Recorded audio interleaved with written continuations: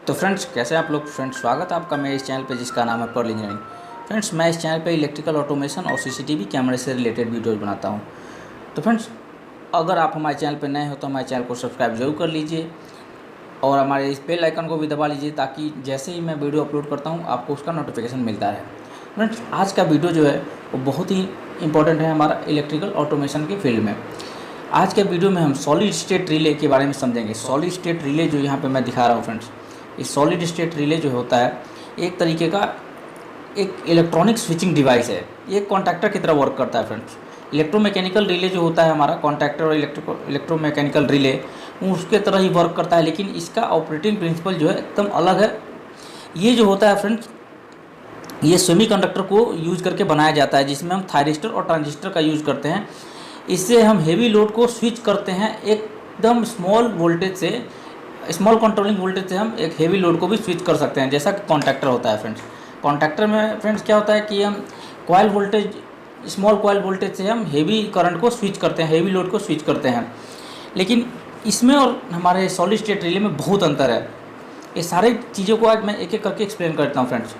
जैसा कि मैंने बताया, आपका सॉलिड स्टेट रिले जो है हमारा सॉलिड स्टेट रिले एक सेमीकंडक्टर को यूज़ करके बनाया जाता है, थायरिस्टर और ट्रांजिस्टर को यूज़ करके। तो सबसे पहले समझा देता हूँ कि थायरिस्टर क्या होता है फ्रेंड्स। थायरिस्टर जो होता है हमारा दो पीएनपी और एनपीएन ट्रांजिस्टर को मिला के बनाया जाता है हमारा थायरिस्टर। देखिए जैसा यहाँ पिक्चर में दिखा रहा हूँ, देखिए ये हमारा पीएनपी और एनपीएन को मिला दिया तो हमारा ये पीएनपीएन एक थायरिस्टर बन गया, जिसमें देखिए पी की तरफ एनोड है और एन की तरफ कैथोड है और पी पे हमने गेट लगाया है। अब गेट पे जैसे ट्रिगर वोल्टेज देंगे ना तो हमारा जो सप्लाई जो है हमारा ए से ये सी की तरफ, एनोड से कैथोड की तरफ आ जाएगा। मतलब सेम यही प्रोसेस इसमें भी यही वर्किंग है।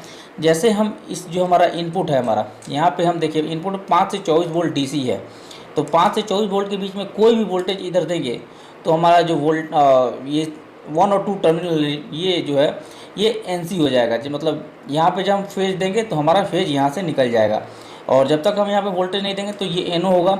यहाँ पे वोल्टेज देंगे तो यहाँ हमारा निकलेगा नहीं। एक तरीके का ये स्विच है जो यहाँ वोल्ट, अगर हम पावर देते हैं तो यहाँ तभी पावर आएगा जब हमारा यहाँ पे हम कंट्रोल वोल्टेज देते हैं। और ये देखिए जैसे कि 20 एम्पेयर लिखा हुआ है और 24 से 240 वोल्ट एसी, तो मतलब 24 वोल्ट से लेकर 240 वोल्ट एसी तक का हम इस पर लोड दे सकते हैं। और एम्पियर जो होगा हमारा, जो भी लोड का होगा वो 20 एम्पियर के अंदर होना चाहिए, 20 एम्पियर से ज़्यादा नहीं होना चाहिए। फ्रेंड्स, इसमें क्या क्या फ़ायदे हैं इसके बारे में समझते हैं। देखिए कॉन्टैक्टर और इसमें क्या क्या फ़ायदा है। सबसे पहले तो सब आप देख पाना कि ये सिंगल फेज का है फ्रेंड्स, ऐसे ही 3 फेज का भी आता है। तो जैसा अभी पिक्चर में दिखा रहा हूँ वो 3 फेज का है और ये हमारा सिंगल फेज का है।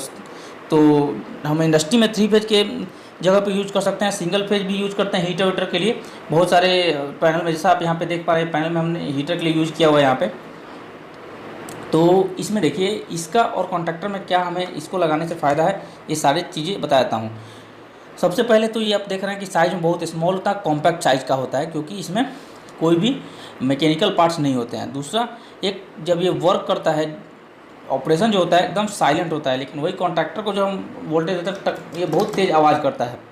तीसरा चीज़ जो होता है फ्रेंड्स, इसका जो वर्किंग है ऑपरेशन टाइम में वो बहुत फास्ट होता है हमारे कॉन्टैक्टर के रेस्पेक्ट में। क्यों? क्योंकि इसमें केवल ये एलईडी को जो सिग्नल देते हैं तो एलईडी ऑन और ऑफ होने का जो टाइम होता है ना उतने ही टाइम में ये ऑपरेट होता है, लेकिन कॉन्टैक्टर में थोड़ा सा टाइम लगता है। इसका टाइमिंग जो है माइक्रो सेकेंड में ये ऑपरेट ऑन और ऑफ हो जाता है। इसका लाइफ टाइम फ्रेंड्स बहुत ज़्यादा है, क्योंकि इसमें कोई भी मूविंग पार्ट्स नहीं लगे हुए हैं, तो इसमें टीयर नहीं होता है, कोई कार्बन नहीं लगता है। उसके अलावा फ्रेंड्स इसमें कोई भी स्पार्किंग नहीं होती है।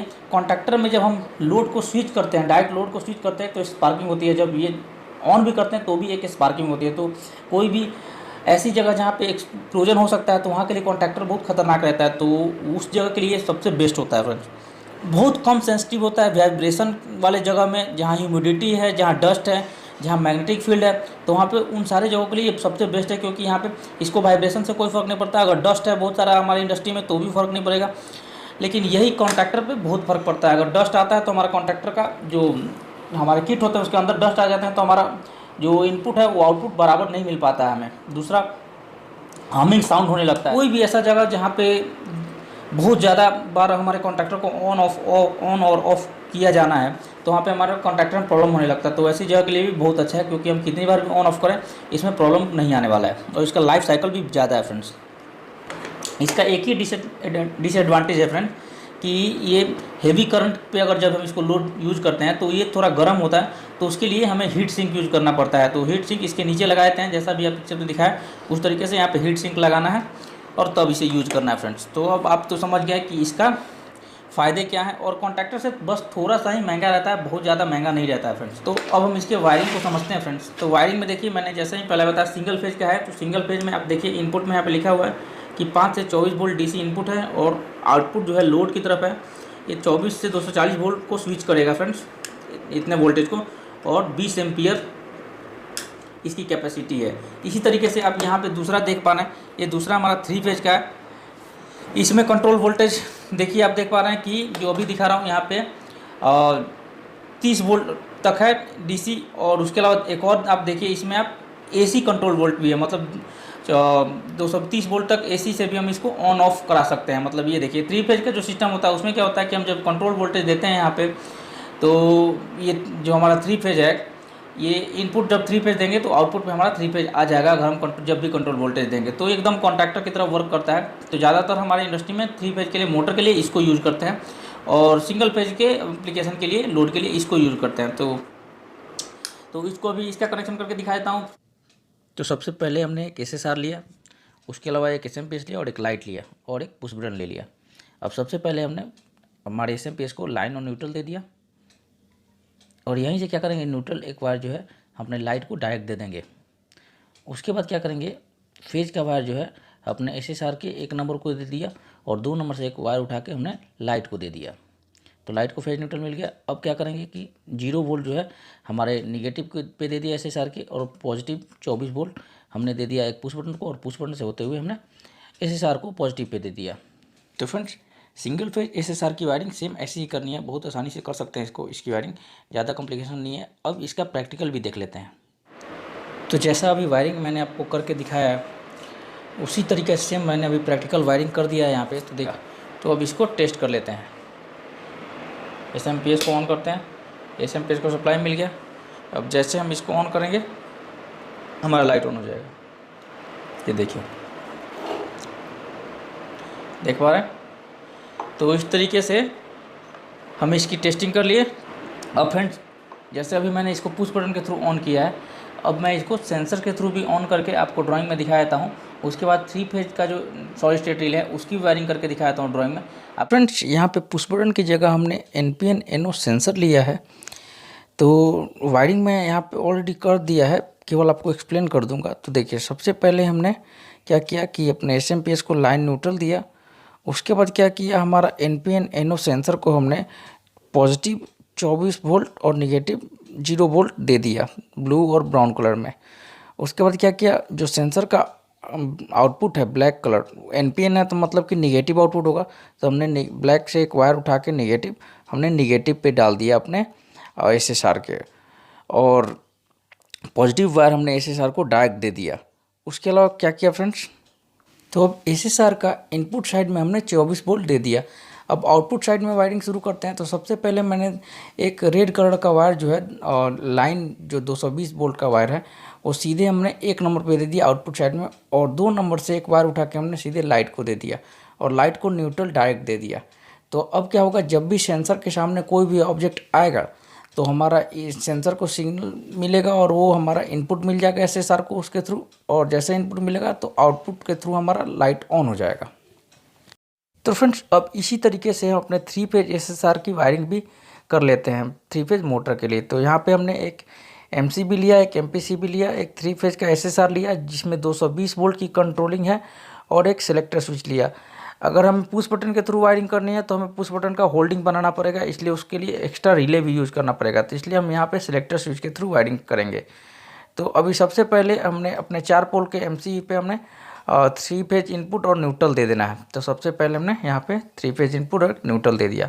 अब क्या करना है कि MCB के आउट से न्यूट्रल वायर उठाना, और सीधे अपने SSR के कंट्रोल वोल्टेज के पॉइंट पे, एक पॉइंट पे दे देना है। अब क्या करना है कि MCB से आउट होकर 3 फेज MPCB पे दे दिया और MPCB से आउट होकर 3 फेज SSR को 3 फेज इनपुट दे देंगे। SSR को 3 फेज इनपुट मिल गया। अब SSR के आउट से 3 फेज उठा के अपने मोटर को दे देंगे 3 फेज। तो इस तरीके से मोटर की पावर वायरिंग कंप्लीट हो गई है।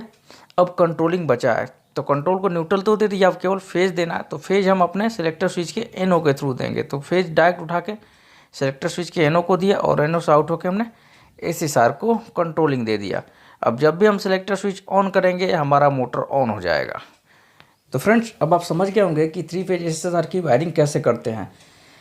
तो अगर आपको SSR से रिलेटेड और भी कोई वीडियो की कंट्रोल वायरिंग जाननी है, जैसे कि टेम्परेचर मीटर के साथ, PID के साथ, तो आप हमें कमेंट सेक्शन में बताएं, मैं उसके लिए भी एक वीडियो बनाऊंगा। तो फ्रेंड्स, इस वीडियो में हमने 3 phase SSR, single phase SSR और SSR की सारी वर्किंग के बारे में समझा है। अगर इस वीडियो में कोई भी कन्फ्यूजन है तो आप हमें कमेंट सेक्शन में ज़रूर बताइए। अगर ये वीडियो आपको अच्छा लगता है तो इस वीडियो को लाइक और शेयर ज़रूर कीजिए। और अभी तक आपने हमारे चैनल को सब्सक्राइब नहीं किया है तो सब्सक्राइब भी ज़रूर कर लीजिए ऐसी बहुत सारी वीडियोस देखने के लिए। ये वीडियो यहीं समाप्त करते हैं, मिलते हैं एक नए वीडियो में। तब तक के लिए फ्रेंड्स, जय हिंद, जय भारत।